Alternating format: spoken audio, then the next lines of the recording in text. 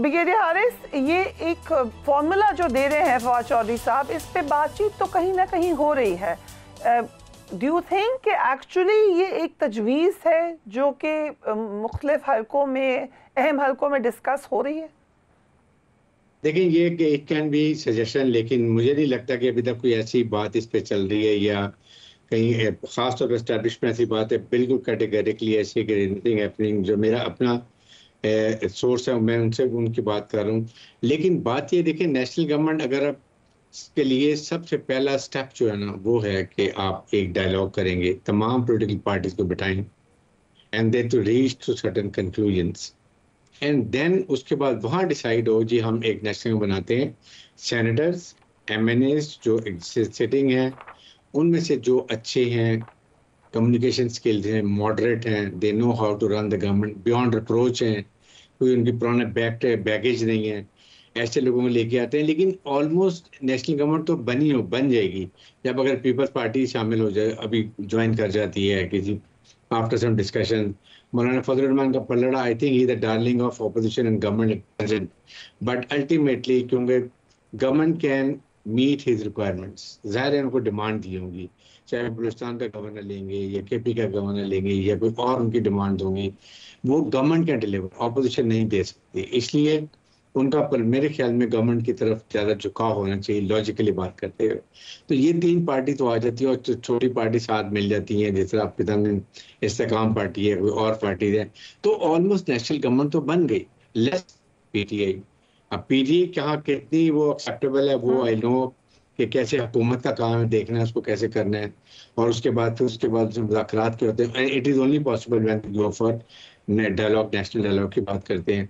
तो इसलिए अपने मुझे ऐसी बात नहीं नजर आती कि नेशनल गवर्नमेंट बनती नजर आ रही है। इट इज ऑलरेडी जो बनेगी पीडीएम की तरह, ये सारे लोग आ जाते हैं, come national party, less PTI most like. अगर किसी स्टेज पर कुछ सोचा जाता है तो यही होगा, but otherwise I don't think national party बनने का अभी तक कोई ऐसी बात नजर आती। जी, नेशनल गवर्नमेंट के हवाले से मुसलसल बात गश्त है, आपके ख्याल से इस वक्त कोई ज़रूरत है नेशनल गवर्नमेंट की? क्या वो मसला हल कर सकती है पाकिस्तान के? फरीद साहिबा, आप माशाअल्लाह खुद भी एक सीनियर सहाफ़ी हैं। आपने कई सालों से पाकिस्तान की सहाफ़त में काम किया है, पाकिस्तान की सियासत को कवर किया है। आप जानती हैं कि हर दौर में ये नेशनल गवर्नमेंट की गर्दान, ये इमरान खान का जब दौर था, उससे पहले जब मुस्लिम लीग नून का दौर था, और उससे पहले के अदवार पीपल्स पार्टी के दौर में भी ये नेशनल गवर्नमेंट का जो एक मंत्रा है, एक ढोल धमाका है, ये हमेशा बजाया जाता है। लेकिन ये एक फटा हुआ ढोल है कि जिसकी ना कोई सुर मिलती है, ना कोई ताल मिलती है, और ये बस एक बेहंगम सा शोर उठता है, उसके बाद ये खत्म होकर रह जाता है। नेशनल गवर्नमेंट की मैंने समझती कि इस वक्त जरूरत है, नेशनल यूनिटी की इस वक्त बहुत जरूरत है, और उसके लिए पहला कदम जो है वो मुस्लिम लीग नून को उठाना है। लेकिन ढूंढने की भी मजबूरी है। मजबूरी क्या है कि जो अपोजिशन की एक बड़ी जमात है पीटीआई, वो पार्लियामान के अंदर टॉक्स पे बिलीव ही नहीं रखती। ये किस किस्म की सियासी जमात है जो सियासी फोर्सेस के साथ, पॉलिटिकल फोर्सेस के साथ बैठना ही नहीं चाहती? एक तरफ पीटीआई है जो कहती है कि जी हम एस्टैब्लिशमेंट का सियासत में से किरदार माइनस करना चाहते हैं, हमें हकीकी आज़ादी चाहिए, हम गुलामी की जंजीरें तोड़ना चाहते हैं, हम एस्टैब्लिशमेंट को सियासत में से निकालना चाहते हैं। फिर आप और आपके जो बानी है इमरान खान, वो कहते हैं कि मेरे मुज़ाकरात सिर्फ एस्टैब्लिशमेंट के साथ करने हैं। तो ये किस किस्म की दोरूफी है, ये किस किस्म का तज़ाद है, ये किस किस्म की सियासी मुनाफिकत है? तो ये एक बहुत बड़ा बैरियर है पीएमएलएन के लिए। इसमें मेरा ख्याल है कि पीटीआई को अपने अंदर लचक प्रोवाइड करनी होगी, फराहम करनी होगी। मौलाना फजल रहमान के साथ भी बैठे ना, जिनको क्या क्या कुछ नहीं कहते हैं, वो आप और मैं, तो फरिया साहिबा आप और मैं यहाँ पे रिपीट भी नहीं कर सकते, ना वो हम चला सकते हैं नेशनल टेलीविजन पे। महमूद अजहज़ई साहब पर किस तरह से मजाक आया था 2014 के धरने में।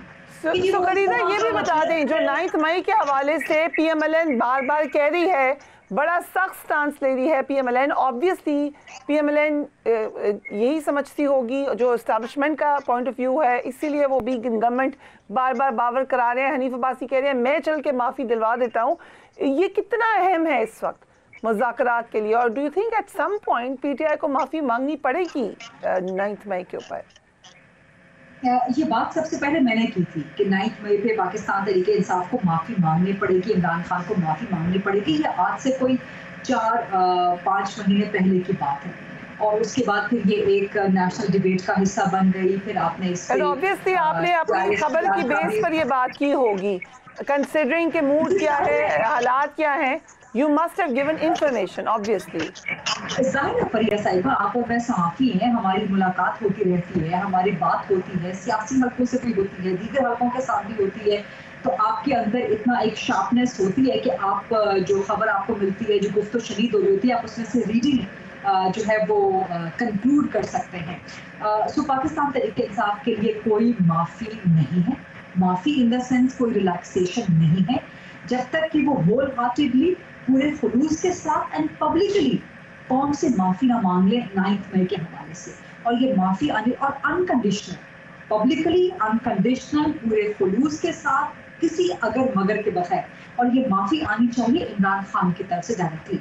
अदरवाइज 9 मई के ऊपर कोई माफ़ी नहीं है। और अभी जनरल फैज़ के अरेस्ट के बाद बहुत चीज़ें डेवलप हो रही हैं, ऐसी खौफनाक चीज़ें सामने आ रही हैं कि मैं आपको बता नहीं सकती, क्योंकि ज़ाहिर मेरे ऊपर इस वक्त ऑब्लिगेशन है, जब तक कि ऑफिशियली अनाउंस ना हो जाए, एक चैनल से ऑफिशियली ISPR के चैनल से बार बार आगाह किया जा रहा है, और ये भी पहली बार है कि कोर्ट मार्शल की कार्रवाई को पब्लिक किया जा रहा है, इसका जो रिजल्ट होगा वो भी पब्लिक किया जाएगा। ये फर्स्ट टाइम होगा मिलिट्री की हिस्ट्री में कि कोर्ट मार्शल के रिजल्ट को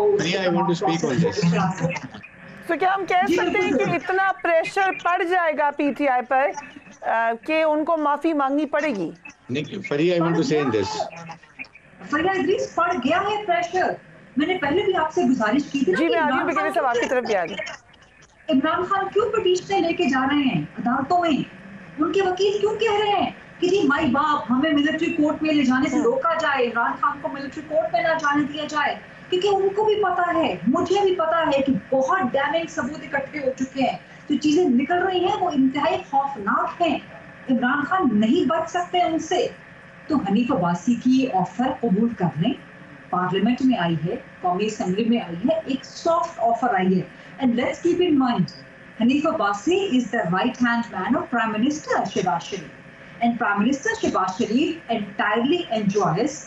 राइट, अगर इजाजत है गईदा अब्दुल साहब तो रैप इट अप। ब्रिगेडियर साहब इसमें कुछ ऐड करना चाहते हैं? जी ब्रिगेडियर साहब, यू आल्सो थिंक कि फाइनली ये मामला आएगा उधर ही जहां पे PTI ऑफिशियली माफी मांगे?